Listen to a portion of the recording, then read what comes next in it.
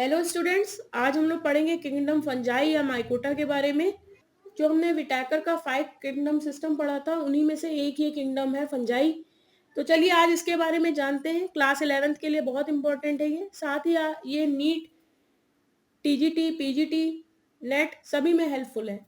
जो kingdom fungi है उसको हम ये भी कहते हैं kingdom of multi cellular decomposers.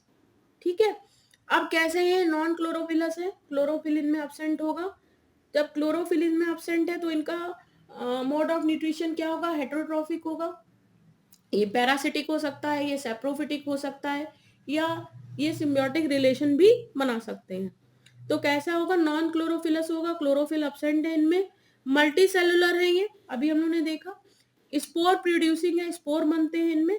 और यूकैरियोटिक फॉर्म से, यूकैरियोटिक ये फॉर्म से। नेक्स्ट है यीस्ट, जो है इसमें यूनिसेलुलर। ध्यान रखना होगा हमको, यीस्ट जो है एक एक्सेप्शन है, ये मल्टी सेलुलर ना होके यूनिसेलुलर है। तो फिर भाई इसको किंगडम फंजाई में क्यों रखा गया है? इसलिए रखा गया है क्योंकि इसका जो रिप्रोडक्शन का तरीका है वो बिल्कुल फंजाई के जैसा है, तो इसलिए इसको हमने किंगडम फंजाई में रखा गया है। अब सेल वॉल बहुत इंपॉर्टेंट क्वेश्चन है, ये बहुत इंपॉर्टेंट क्वेश्चन है कि सेल वॉल किसकी बनी होती है? सेल वॉल काइटिन की बनी हुई होती है, सेल्यूलोज इसमें एब्सेंट होता है, हमें ध्यान रखना है। एल्गी में वॉल जो है वो सेल्यूलोज की बनी है, लेकिन फंजाई में किसकी बनी है? काइटिन की। अब क्लोरोफिल जो है इनमें एब्सेंट होता है, क्लोरोफिल एब्सेंट होता है तो मोड ऑफ न्यूट्रिशन कैसा हो गया? हेटेरोट्रॉफिक हो गया। टिश्यू डिफरेंशिएशन इसमें नहीं होता है कोई भी। सेप्रोफिटिक या पैरासिटिक मोड है इनका न्यूट्रिशन का। ग्लाइकोजन जो है रिजर्व फूड मटेरियल है, जो फूड बनाते हैं वो किस फॉर्म में इकट्ठा होता है? ग्लाइकोजन के रूप में, बहुत इंपॉर्टेंट है। एल्गी में किस फॉर्म में होता है? स्टार्च के फॉर्म में। फंजाई में किस फॉर्म में होता है? ग्लाइकोजन के फॉर्म में। फंजाई और एल्गी ये आपस में एक रिलेशन बनाते हैं, दोनों एक दूसरे की मदद करते हैं, इसी को सिम्बियोटिक रिलेशन कहते हैं। और वो क्या होता है? लाइकेन। फंजाई और एल्गी मिलकर क्या बनाएंगे? लाइकेन बनाएंगे। बॉडी फिलामेंटस होती है इनकी, इसको हम क्या कहते हैं? माइसीलियम कहेंगे, माइसीलियम कहेंगे बॉडी को। इंडिविजुअल फिलामेंट इसका क्या कहलाएगा? हाइफे। अब ये हाइफे जो है वो दो तरह के हो सकते हैं, यूनिसेलुलर हो सकते हैं या फिर मल्टी सेलुलर हो सकते हैं। मल्टी सेलुलर भी कैसे होते हैं? सिनोसिटिक कंडीशन कहलाते हैं। मल्टी सेलुलर में ये कैसी कंडीशन कहलाती है? सिनोसिटिक कंडीशन कहलाती है। अब रिप्रोडक्शन दो तरह का है, सेक्सुअल और असेक्सुअल। सेक्सुअल रिप्रोडक्शन किसमें एब्सेंट है? ड्यूटेरोमाइसिटीज। अभी हम इसके अलग अलग क्लासेस पढ़ेंगे, उसमें जो ड्यूटेरोमाइसिटीज है या फंजाई इम्परफेक्टाई है, उसमें सेक्सुअल रिप्रोडक्शन एब्सेंट होता है, इसीलिए इसको फंजाई इम्परफेक्टाई कहते हैं। नेक्स्ट है इसका हाइफे। हाइफे जो है वो दो तरह का हो सकता है, या तो लूज हो सकता है, उसमें बीच बीच में स्पेस होंगे और फ्रीली ग्रो करेगा, इसको हम क्या बोलते हैं? प्रोजेनकाइमा। ऐसा जो माइसीलियम होता है उसको हम क्या बोलते हैं? प्रोजेनकाइमा। एक माइसीलियम कई सारे हाइफे से मिलकर बना है, ठीक है, ये ध्यान रखना है आपको। ऐसे माइसीलियम को हम क्या बोलेंगे? प्रोजेनकाइमा। और जब हाइफे बहुत पास पास होता है और कॉम्पैक्ट होता है, उसमें जगह नहीं होती है, तब हम इसको क्या बोलते हैं? Pseudo parenchyma. तब हम इसको क्या बोलेंगे? Pseudo parenchyma. जैसे देखिए ये जो है ये पैरेनकाइमा का है, और ये देखिए स्यूडो पैरेनकाइमा का है। ये प्रोसेनकाइमा है और ये स्यूडो पैरेनकाइमा। देखो प्रोसेनकाइमा में बहुत सारे स्पेसेस है ना, और ये हाइफा फ्री ग्रो कर रहा है, और इसमें देखो कितना कॉम्पैक्ट है, इसमें जो है जगह नहीं है, तो इसको हम क्या बोलेंगे? Pseudo parenchyma. अब फिलामेंटस माइसीलियम जो है वो किसमें एब्सेंट होगा? यीस्ट में, क्योंकि यीस्ट कैसा है? यूनिसेलुलर है, ठीक है। अब यीस्ट सेल जो है वो छोटे छोटे चेन्स बनाता है, जिसको हम बोलते हैं स्यूडोमाइसीलियम। इसको हम क्या बोलते हैं? स्यूडोमाइसीलियम। अब आ जाते हैं हम हाइफे पे। हाइफे और भी दो तरह का हो सकता है, सेप्टेट और एसेप्टेट। सेप्टेट जो होता है वो मल्टी सेलुलर कंडीशन उसमें होती है, और एसेप्टेट कैसा होता है? यूनिसेलुलर। अब मल्टी सेलुलर हाइफे जो है वो मोनोन्यूक्लियस हो सकता है, उसमें डाई न्यूक्लियस, दो न्यूक्लियस हो सकते हैं, या मल्टी न्यूक्लियस हो सकते हैं जैसे। और जो एसेप्टेट होता है वो कैसा होता है? मल्टी न्यूक्लिएट होता है, और इसमें सिनोसिटिक कंडीशन होती है। देखिए ये सिनोसिटिक कंडीशन है, एसेप्टेट है, इसमें बहुत सारे न्यूक्लियस है, तो हम इसको क्या बोलेंगे? सिनोसिटिक कंडीशन। और ये देखिए सेप्टेट है, तो सेप्टेट में न्यूक्लियस जो है वो आपको अलग अलग दिखाई दे रहे हैं। एक सेल में, एक पार्ट में दो न्यूक्लियस हो सकते हैं, सिंगल हो सकता है, ठीक है। अब न्यूट्रिशन इनका कैसा होता है? पैरासिटिक हो सकता है, सेप्रोबिक हो सकता है या सेप्रोफिटिक हो सकता है। पैरासिटिक में खूब सारी आउटग्रोथ होंगी, हॉस्टोरिया होगा। ये हॉस्टोरिया किस में मदद करेगा? इनको अटैचमेंट में मदद करेगा। जिस पेड़ पे, जिस एनिमल पे ये पैरासाइट होंगे उस पे ये हॉस्टोरिया इनके अटैचमेंट में मदद करेगा। और सेप्रोफिटिक जो है वो क्या करेंगे? जो डेड और डिकेइंग ऑर्गेनिक मटेरियल है उस पे ग्रो करेंगे और एज अ डिकम्पोजर वर्क करेंगे। अब इसमें एक बनाते हैं माइकोराइजा, जो हायर प्लांट्स की रूट होती हैं उनके साथ ये माइकोराइजा बनाते हैं। ये क्या करते हैं? जो प्लांट्स होते हैं उसके एब्जॉर्प्शन में मदद करते हैं, खास तौर से जो उसका फास्फेट का एब्जॉर्प्शन है वो बढ़ाते हैं और बदले में इन्हें क्या मिलता है? फूड और प्रोटेक्शन। वो लाइकेन जो है ये किसके साथ बनाते हैं? एल्गी के साथ। जब फंजाई और एल्गाई मिल जाएंगे तो वो जो सिम्बियोटिक रिलेशनशिप होगा उसे हम क्या बोलेंगे? लाइकेन बोलेंगे।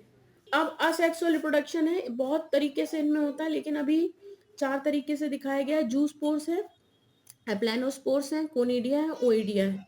जूस्पोर्स कैसे होते हैं? फ्लैजिलेटेड होते हैं जैसे कि ये दिख रहा है आपको, और कहाँ बनता है? स्पोरेंजियम में बनता है। एप्लानोस्पोर जो होते हैं नॉन मोटाइल होते हैं और कहाँ बनते हैं? स्पोरेंजियम में। स्पोरेंजियम में इसके अंदर खूब सारे एप्लानोस्पोर बने हैं, इन्हीं को स्पोरेंजियोफोर्स बोलते हैं, स्पोरेंजियोस्पोर्स भी बोलते हैं। एप्लानोस्पोर्स का दूसरा नाम क्या है? स्पोरेंजियोस्पोर्स। कोनिडिया भी नॉन मोटाइल होते हैं लेकिन वो बाहर की ओर बनते हैं कोनिडियोस्पोर्स पे। देख रहे हैं ये किसी भी स्पोरेंजिया में नहीं बन रहे, ये अलग से कोनिडियोस्पोर के फॉर्म में बनते हैं। अब ओइडिया जो है इंडिविजुअल सेल होते हैं और ये हाइफा पे बने हुए होते हैं और इनमें बडिंग जो है बाद में होती है। बडिंग का ये काम करते हैं, एज अ बड ये निकलते हैं। नेक्स्ट है इंपॉर्टेंस ऑफ स्पोर। स्पोर की इंपॉर्टेंस क्या है? कि ये बहुत तेजी से रिप्रोडक्शन में हेल्प करते हैं, रैपिड रिप्रोडक्शन में हेल्प करते हैं, help in survival in unfavourable condition. Unfavourable condition में ये हेल्प करेंगे। तीसरा क्या है? प्योर कल्चर बनाने में, ये प्योर प्लांट बनाने में ये स्पोर्स जो है वो मदद करते हैं। अब हम देखते हैं सेक्सुअल रिप्रोडक्शन। सेक्सुअल रिप्रोडक्शन जो है वो by special types of spore, special types होते हैं स्पोर्स, उनसे बनते हैं। जैसे कि ऊ स्पोर्स है, ऊ स्पोर के थ्रू होता है। ये कहाँ बनते हैं? फाइकोमाइसिटीज। अभी हम अलग अलग क्लासेस पढ़ेंगे फंजाई की, उसमें फाइकोमाइसिटीज जो क्लास है उसमें ऊ स्पोर बनता है, एस्कोस्पोर एस्कोमाइसिटीज में, और बेसिडियोस्पोर्स बेसिडियोमाइसिटीज में बनता है। और ये इनकी अलग अलग फ्रूटिंग बॉडी होती है जिनमें ये बनता है। ठीक है। अब ड्यूटेरोमाइसिटीज में हमने पढ़ा था क्या था? सेक्सुअल रिप्रोडक्शन जो है एब्सेंट होता है। अब सेक्सुअल रिप्रोडक्शन में इनके 3 कौन कौन से मेन स्टेप है? पहला है प्लाज्मोगेमी, दूसरा है कैरियोगेमी और तीसरा है मियोसिस। प्लाज्मोगेमी में क्या होता है कि सेल का फ्यूजन होता है और प्रोटोप्लाज्म का फ्यूजन होता है। ठीक है। इसमें सेल जो है वो इमीडिएटली फ्यूज हो जाती है या फिर कुछ समय बाद फ्यूज होती है। अगर तुरंत फ्यूज हो जाएंगी तो 2n, n+n, 2 सेल मिलकर 2n बनाएंगी, और कुछ समय बाद फिर अगर फ्यूज होती है तो उसमें क्या होती है? डाइकैरियन स्टेज होती है। डाइकैरियन स्टेज यानी कि दोनों सेल जो है वो तुरंत फ्यूज नहीं हुई है, अटैच तो हुई है लेकिन उनका प्रोटोप्लाज्म तुरंत फ्यूज नहीं हुआ है, तो वो थोड़ी देर डाइकैरियन स्टेज में रहती है।